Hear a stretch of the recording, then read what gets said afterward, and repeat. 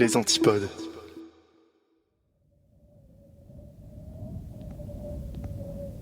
Avant d'aller dormir. Des histoires horrifiques racontées par Yerb et Indigo.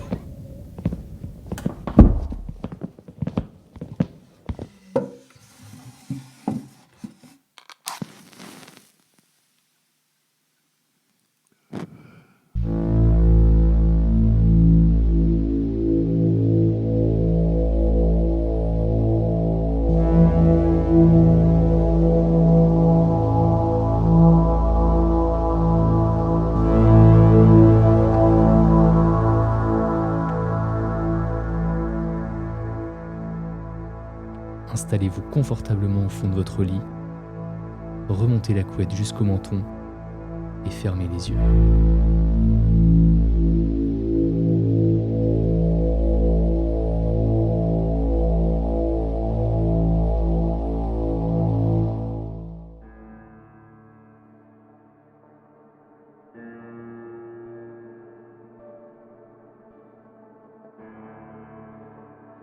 Les jours se sont transformés en semaines alors que j'attendais le prochain chapitre de la vie de Benjamin. Je commençais à penser que ça n'arriverait jamais, ou peut-être que j'avais en quelque sorte tout imaginé. La seule chose à laquelle je m'accrochais, c'était les reportages sur Colton Fisher. Je savais, ou du moins je le pensais, que je n'aurais pas vu cette chaussure traîner dans la terre si le narrateur n'avait rien dit. J'avais pris l'habitude de vérifier toutes les heures pour le prochain chapitre, même de me réveiller plusieurs fois par nuit pour vérifier mon téléphone. Quand il est finalement arrivé, je n'ai pas pu m'empêcher de ressentir une vague de soulagement et de jubilation, alors que j'enfonçais avidement mes écouteurs comme le toxicomane que je devenais. À ce moment-là, Benjamin s'était rendu compte que sa vie semblait incomplète sans le livre audio en arrière-plan. Ce qui était autrefois alarmant était devenu non seulement désiré, mais essentiel. Il ne perdait pas de vue que c'était la même ligne de pensée qui justifiait les actions des alcooliques et des toxicomanes. Mais il s'est dit que c'était différent, comme le font tous les toxicomanes chevronnés. Je pinçais les lèvres, n'appréciant pas les pics, mais n'étant pas entièrement en désaccord non plus. Mais avec cela est venue la vérité à laquelle la plupart des toxicomanes doivent faire face, que la source de leur plaisir serait probablement la source de leur destruction. Benjamin envisagerait de se débarrasser de cette nouvelle habitude une fois pour toutes. Un autre mensonge que les toxicomanes se disent. Mais chaque tentative se terminerait par un retour en arrière à regret, parce qu'il savait que la seule chose capable de l'avertir du cauchemar imminent était la voix dans son oreille. « Qu'est-ce que c'est que ce bordel ?» dis-je à haute voix, mon rythme cardiaque s'accélérant. Même maintenant, ses paumes ont commencé à transpirer et son cœur a commencé à battre dans sa poitrine. À quel cauchemar cette histoire pourrait-elle faire référence ? Était-il en danger ? Ce narrateur pourrait-il en effet lui annoncer sa mort ? Ces pensées avaient seulement commencé à me traverser l'esprit lorsque le narrateur dans mon oreille les a débitées, aussi nonchalamment qu'il avait raconté le reste de l'histoire. Malgré lui, Benjamin croyait que le narrateur le pouvait. Et il avait absolument raison. J'ai retiré l'écouteur de mon oreille et je l'ai jeté sur mon lit. Cela devenait trop difficile à gérer pour moi. Toute cette situation était déjà incroyablement bizarre, mais c'était différent quand ce n'était pas si macabre. Et la voix avait-elle changé ? C'était clairement la même personne, mais la façon dont il parlait maintenant semblait un peu, je sais pas, plus effrayante. Peut-être que cette partie était dans ma tête. J'avais déjà réfléchi à la question, généralement en buvant avec des amis. Préfériez-vous savoir quand vous alliez mourir ou que ce soit une surprise ? J'avais toujours répondu que je préférerais savoir. De cette façon, je pourrais faire des plans et dire au revoir. Mais maintenant que ce choix exact se présentait devant moi, je n'en étais plus si sûr. Était-ce vraiment un choix de savoir quand et comment j'allais mourir, ou était-ce quelque chose qui serait gardé jusqu'à la fin ? Était-ce inévitable, ou était-ce quelque chose que je pouvais changer ? Je n'avais pas à regarder la basket près du canal, mais je l'ai fait, parce que c'est ce que le narrateur de mon livre audio avait dit. Savait-il que je ferais ça ? La question, quand je m'y suis vraiment mis, était de savoir si ce livre avait déjà été écrit, ou s'agissait-il d'un rapport sur ce qui se passait au fur et à mesure que cela se passait. Peut-être que quelque chose, ou ce narrateur lui-même, me faisait faire ces choses. J'y ai pensé, et plus encore, pendant que je me douchais, me brosser les dents et m'habiller pour la journée. J'ai pensé à l'éteindre et à tout oublier. Mais la vérité était que j'étais terrifié à l'idée que quelque chose de grave puisse arriver si je ne le faisais pas. Nerveusement, j'ai inséré l'écouteur dans mon oreille et j'ai appuyé une fois de plus sur le bouton play de mon téléphone. Benjamin était réticent à replonger, pas même une demi-heure après son premier vœu d'abstinence. Mais il s'est dit qu'il n'avait pas le choix. Il s'est dit que s'il n'appuyait pas à nouveau sur ce bouton, il serait perdu, dans le brouillard.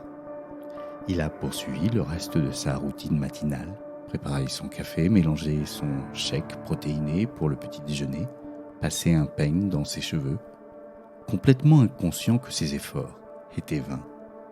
Je levai un sourcil anxieux en sortant, fermant la porte derrière moi et prenant une gorgée exploratoire de mon café chaud. En sortant, Benjamin a alors été informé que malgré tous ses efforts, il n'arriverait jamais au travail ce jour-là. Je me suis rapidement précipité vers ma voiture et l'ai démarrée.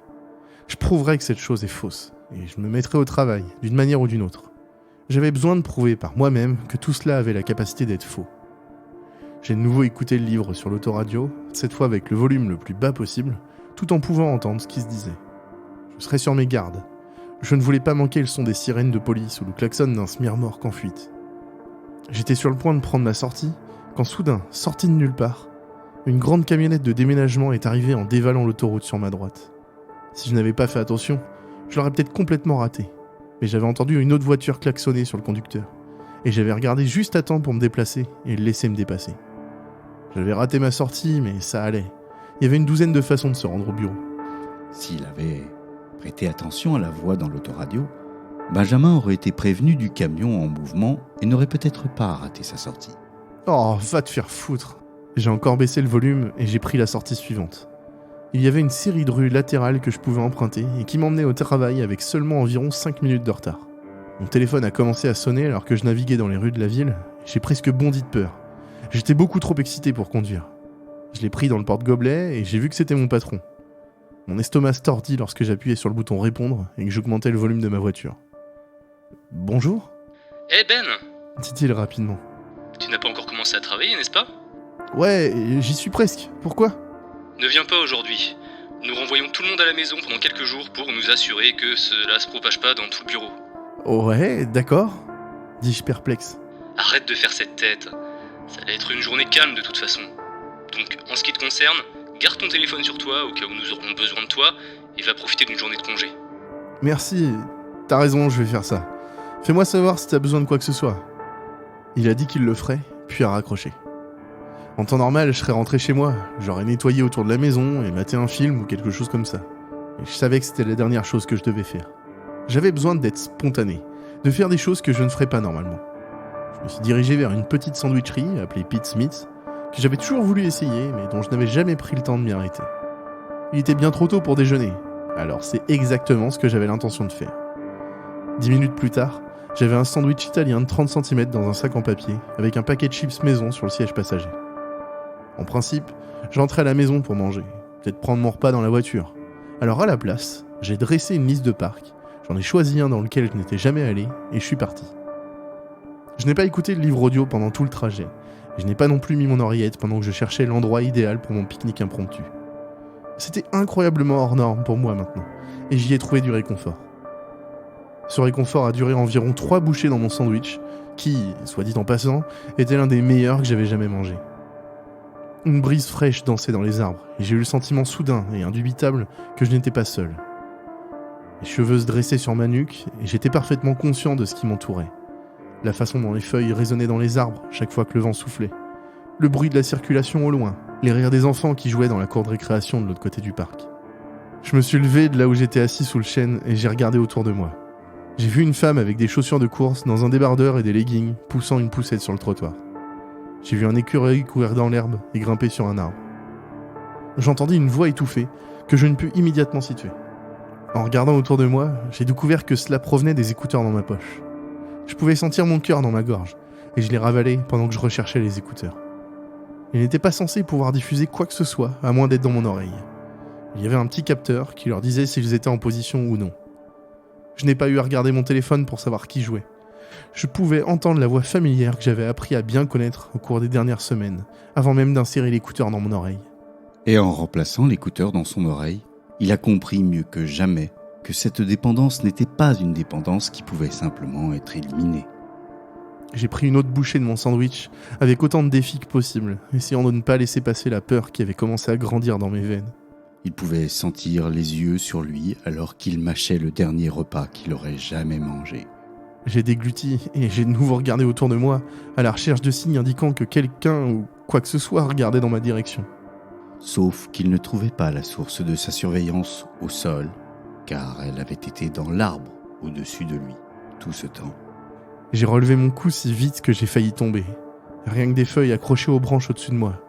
« Non, va te faire foutre !» dis-je, gagnant un regard inquiet de la part de la femme qui poussait la poussette. « Non, désolé, pas vous !» dis-je en m'excusant. J'ai jeté le sandwich dans le papier et j'ai marché aussi vite que possible jusqu'à la voiture. Il s'est souvenu alors d'un moment de son enfance. Chaque fois qu'il était envoyé pour récupérer quoi que ce soit au sous-sol, surtout après le coucher du soleil, il ne courait jamais, peu importe à quel point l'obscurité lui faisait peur. L'interrupteur était sur le mur adjacent à l'escalier, donc chaque fois qu'il devait descendre dans cette pièce, il avait toujours 10 marches entre lui et la lumière. 5 pour se rendre à l'interrupteur, 5 pour revenir, après l'avoir éteint. Il se dépêchait toujours d'allumer l'interrupteur, mais ces 5 dernières marches, après l'avoir éteint, à nouveau étaient toujours montées lentement. Il sentait alors, comme maintenant, que s'il courait, s'il montrait à l'obscurité qu'il avait peur alors qu'elle était dans son dos, elle le dévorerait. J'ai filé en direction de la maison. Mon esprit n'était plus qu'une tornade de pensées et de questions. Je savais même pas que j'allais être là. Comment quelqu'un d'autre pourrait-il le savoir ? Étais-je vraiment suivi ou ce narrateur m'a-t-il menti ? Était-il capable de mentir ? Au fur et à mesure que chacune de ces pensées me traversait l'esprit, le narrateur les énumérait. J'espérais une réponse à l'une de ces choses, mais bien sûr, cela gâcherait la surprise. Alors le narrateur a tourné autour des questions comme un danseur qualifié. Je suis arrivé à la maison et je me suis précipité à travers la porte d'entrée, la verrouillant immédiatement derrière moi. La vue des entailles encore non réparées dans la porte donna à mon estomac une autre torsion. J'ai également vérifié les serrures de ma porte arrière et de mes fenêtres. Tout était bien verrouillé, comme je l'avais laissé. Je suis allé dans ma chambre et j'ai également verrouillé cette porte pour faire bonne mesure. Barricadé, en toute sécurité dans sa chambre, Benjamin réfléchit à son prochain mouvement. Il n'avait pas grand-chose pour prouver à qui que ce soit qu'il était suivi. Le mieux qu'il puisse faire serait de mentir à la police en disant qu'il avait vu quelqu'un au parc, qu'il avait l'impression d'avoir été suivi. Alors qu'il réfléchissait à ce plan, une autre idée a commencé à se former. Pouvait-il forcer le narrateur à lui donner plus d'informations par inaction, s'il ne faisait rien d'intéressant? Le narrateur passerait-il à la préfiguration pour continuer l'histoire? Ça valait le coup d'essayer. Je m'assis sur mon lit et fermai les yeux. Je concentrais mon esprit sur le moins de choses possible. Pas de pensée folle, pas de peur, rien d'autre qu'un léger bourdonnement.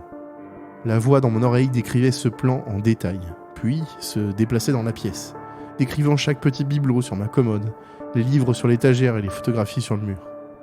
Cela a duré plusieurs minutes, et l'espoir que je me rapprochais continuait à m'emmener plus loin, essayant de dépasser le bourdonnement sur lequel je me concentrais délibérément. Combien de temps faudrait-il avant que cette histoire progresse au-delà du présent et plonge ses orteils dans le futur? Il s'attendait peut-être à 1 minute ou 2 avant que le chapitre ne se termine ou qu'il ne réussisse. Ce à quoi il ne s'attendait pas, cependant, c'est le fracas venant de la cuisine qui a brisé le silence de la maison comme du verre. Pile à cet instant, le bruit du verre brisé explosa du bout du couloir. J'ai crié de peur tandis que l'adrénaline remplissait mon corps. Avais-je oublié quelque chose qui aurait pu tomber par terre ? Je ne le pensais pas, mais j'avais vérifié les serrures. C'était donc la seule explication logique que je pouvais trouver. Était-ce suffisant pour convaincre la police que j'avais un intrus ? Je m'en suis convaincu. J'ai sorti le téléphone de ma poche et j'ai appuyé sur l'icône du téléphone pour appeler la police. Rien ne s'est passé. J'ai tapoté à nouveau et toujours rien. Le téléphone était figé. J'ai appuyé sur le bouton de déverrouillage et tapé mon mot de passe sans problème. L'application qui lisait mon livre audio était ouverte. J'ai essayé de la fermer et toujours rien ne s'est passé. Mon téléphone ne répondait plus. Je pouvais même pas l'éteindre. Ensuite, j'ai vu la barre de progression en haut de l'écran. Je l'avais pas remarqué auparavant, ou peut-être qu'il n'était pas là, mais ce chapitre montrait en fait un avancement. J'avais 10 minutes jusqu'à la fin du chapitre. Un autre fracas m'a tiré de cette nouvelle panique et replongé aussitôt dans l'ancienne. J'avais toujours quelqu'un chez moi et je pouvais pas appeler la police. Je suis retourné à la porte de la chambre en me promettant de jeter un coup d'œil rapide pour enquêter, et si je n'avais pas d'autre explication qu'un intrus, je me barricaderais dans ma chambre et j'appellerais à l'aide de ma fenêtre. 30 secondes, je me suis dit. C'est ça. J'ai ouvert la porte et j'ai regardé à travers, ne m'attendant pas à voir quelqu'un, à moins qu'il ne se trouve dans une partie spécifique du couloir. J'agrippais la batte de baseball entre mes poings serrés et sortis prudemment dans le couloir, comptant pour moi-même pendant que j'avançais. J'ai vu des morceaux de verre brisés au bout où le couloir s'ouvrait sur la cuisine. En m'approchant, j'ai vu de plus en plus de verres provenant de ce que je supposais être les assiettes noires que j'avais achetées l'été dernier. Le livre audio a compté dans mon oreille. Je m'approchais du bout du couloir et je regardais au coin de la cuisine. Des morceaux de céramique noire parsemaient le sol. Le placard où elles étaient logées était ouvert, suspendu à une seule charnière. J'ai entendu 3 coups forts à ma droite qui m'ont fait sursauter et balancer simultanément ma batte dans le coin du mur. Les cloisons sèches et la peinture ont saupoudré mes vêtements, mais je n'y ai pas pensé plus longtemps. J'ai avalé le goût métallique amer qui avait commencé à remplir ma bouche, puis je me suis approché prudemment de la porte. Un rapide coup d'œil par le Judas, et si je voyais quelqu'un que je connaissais, j'ouvrais la porte et courais dehors. Sinon, c'était de retour dans la chambre. Alors qu'il regardait par le Judas, il se rappela ce premier jour où il avait entendu le bruit du grattement causé par quiconque ou quoi que ce soit qui avait essayé d'entrer dans sa maison. La seule différence entre hier et aujourd'hui, à part le fait que le son avait été un coup au lieu d'un grattement, était que l'auteur du bruit n'était pas à l'extérieur de la maison de Benjamin, mais à l'intérieur. J'ai trébuché en arrière, perdant presque l'équilibre dans ma hâte de retourner dans ma chambre. Moins de 2 secondes plus tard, j'étais enfermé dans la chambre, poussant ma commode dans le sens de la porte. Je me suis assis à mon bureau et j'ai allumé mon ordinateur. Était-il possible de contacter la police en ligne ? J'en suis sûr, mais je n'y avais jamais vraiment pensé jusqu'à présent. S'il n'y avait pas eu l'adrénaline dans son sang et la panique dans son esprit, il se serait peut-être arrêté pour vérifier le reste de la chambre avant de s'asseoir. Il aurait peut-être regardé dans le placard, ou sous le lit, ou derrière la porte quand il était entré en courant. Il aurait peut-être su, avant qu'on lui dise, qu'il n'était pas seul dans cette chambre. Le narrateur se tenait dans le coin, derrière lui. Le dominant avec une présence qui ne pouvait être qualifiée que de prédatrice. Et Benjamin put comprendre alors, sans l'ombre d'un doute, qu'au moment où il se retournerait, sa vie serait finie. C'était la dernière chose que le livre audio disait avant de se terminer. Je suis assis à mon bureau depuis maintenant 7 heures, trop terrifié pour bouger. Car dans le faible reflet de mon écran d'ordinateur, je pouvais voir la forme sombre qui attendait derrière moi.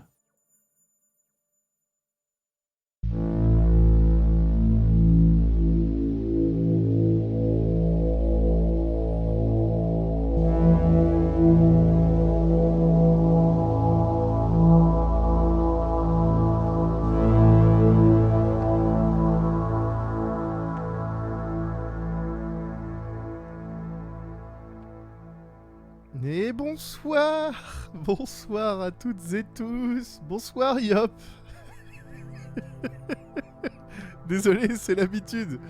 Et non, c'est pas un problème de montage, c'est pas genre on n'entend pas la piste de Yop. Yop n'est pas là, je suis en solo exceptionnellement pour clôturer cet épisode 34. Vous connaissez maintenant hein, le mois de l'horreur, ça veut aussi dire le mois des galères. Yop est en plein déménagement, tout son matos est emballé dans des cartons. Mais il tenait quand même à vous faire un coucou et dire qu'il a hâte de revenir pour finir le mois de l'horreur. Mois de l'horreur qui va reprendre comme d'habitude.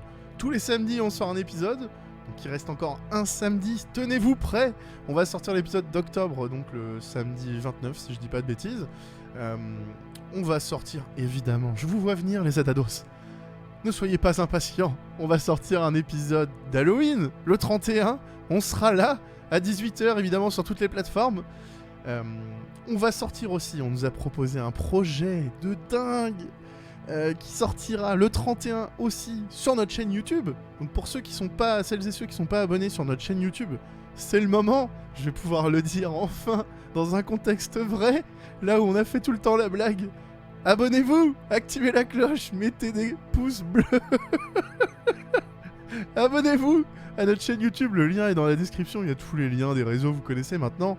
On est sur Instagram, sur le Discord d'avant d'aller dormir, et sur le Discord notamment, et aussi sur Twitch. Quand on a écouté l'épisode 34, que vous venez d'écouter, La vie de Benjamin, il y a eu plein de théories, parce que oui, cette histoire est folle, elle génère pas mal de théories, évidemment, elle joue sur le suspense, c'est un peu angoissant, et on a récolté certaines de vos théories, on va les lire ensemble, et on va en parler, parce que je trouvais ça juste trop bien, le fait de voir à quel point ça peut faire référence à d'autres choses, ou comment on pourrait expliquer ce qui se passe dans la vie, la triste vie de Benjamin. Alors, ça date de l'écoute de la partie 1 que Yop avait fait en live sur Twitch. Dans le chat, vous aviez pu commenter et proposer des théories, notamment Swigs, qui nous dit « Ça me fait penser à Doctor Who, l'épisode des anges pleureurs ». Alors ceux qui... Alors, je connais pas Doctor Who, j'ai jamais regardé, je sais. Arrêtez. Clégo, qui nous propose « Le narrateur est dans une boucle temporelle et par ennui ou par sadisme, il a décidé de jouer un sale tour à quelqu'un. Il faut vraiment se faire chier au point de faire carrément tout un projet comme ça. » Géronimo qui proposait... Géronimo très ref film, hein, vous allez voir. Ma première théorie, c'est une télé-réalité façon Truman Show. C'est trop bien, un Truman Show façon vie de Benjamin, horrible. C'est juste parfait. Et puis seconde théorie, un voyage dans le temps façon l'Armée des 12 singes. Si vous n'avez pas vu l'Armée des 12 singes, désolé, vous venez de vous faire spoiler. Mais après tout, c'est pas grave. Vanille qui nous dit... Vanille qui nous dit c'est son sonotone qui bug. Ah, et qui proposait quand même une autre théorie. Il écrit son autobiographie, mais il est schizophrène. Sympa. J'avoue que ça peut être pas mal. Swigs qui proposait aussi une deuxième théorie. J'adore Swigs. Pour moi, c'est le Benjamin du futur qui fait une blague à son lui du passé juste pour le troll. Mais c'est horrible. C'est vraiment atroce. Ça se fait pas. Voilà, ça se fait pas. J'adore.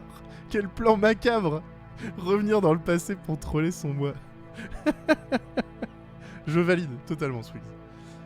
On a reçu aussi des théories sur le Discord d'avant d'aller dormir. Alf qui proposait, pour moi c'est un personnage d'histoire qui se rend compte de sa situation. J'aime bien ça. J'aime bien parce que c'est vrai que les creepypastas sont souvent très ancrés dans le réel, mais imaginez que le narrateur est finalement le protagoniste d'une histoire. J'aime beaucoup.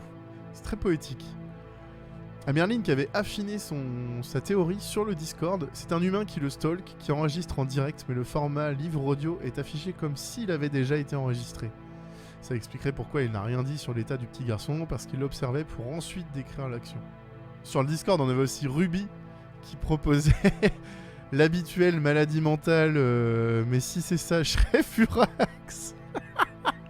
On a toujours le stalker, évidemment, un jumeau maléfique ingéré, quand le jumeau n'a jamais grandi parce qu'il était absorbé par l'autre embryon. Bref, ce jumeau a acquis une conscience et il parle à son double, qui lui pense qu'il joue un livre audio. C'est pour ça qu'il ne remarque pas les mêmes choses. Oh là là. Et t'es allé loin, c'est incroyable. J'adore lire les théories. Autre théorie de Ruby, qui dit « Les dieux ont décidé de se lancer dans le podcast game. » Si c'est ça le dénouement, je suis fou. Voilà à peu près tout ce que vous aviez proposé. Les Adados ne manquent pas d'imagination, décidément. C'est juste dingue. Donc comme je vous le disais, Yop se joint à moi pour l'épisode de fin octobre, plus l'épisode d'Halloween qui va arriver. Pour ceux qui voulaient écouter les parties en avance, on a sorti les épisodes à chaque fois avec quelques jours d'avance. C'est un peu la fierté hein, quand même, en plein mois de l'horreur, d'arriver toujours à garder de l'avance sur les sorties d'épisodes. Donc les Patreons, évidemment, les patrons qui nous soutiennent et qu'on remercie en diffusant les épisodes à l'avance et en balançant du contenu bonus. Donc si comme eux, vous n'en avez jamais assez d'avant d'aller dormir et que vous voulez écouter plein de contenus supplémentaires, on a plein de quick sleep, c'est les histoires bonus, plus des bêtisiers. Je profite de l'absence de Yop pour te dire, Yop, je t'en supplie, balance des bêtisiers par milliers, c'est beaucoup trop bien, c'est beaucoup trop drôle. Et j'espère que vous avez kiffé ce début de mois de l'horreur. Ça n'est pas fini, on se retrouve très bientôt, le samedi 29 si je dis pas de bêtises, avec Yop, évidemment, toujours, des histoires complètement folles, et puis peut-être sur Twitch. D'ici là, portez-vous bien, il est maintenant temps de trouver le sommeil. À bientôt.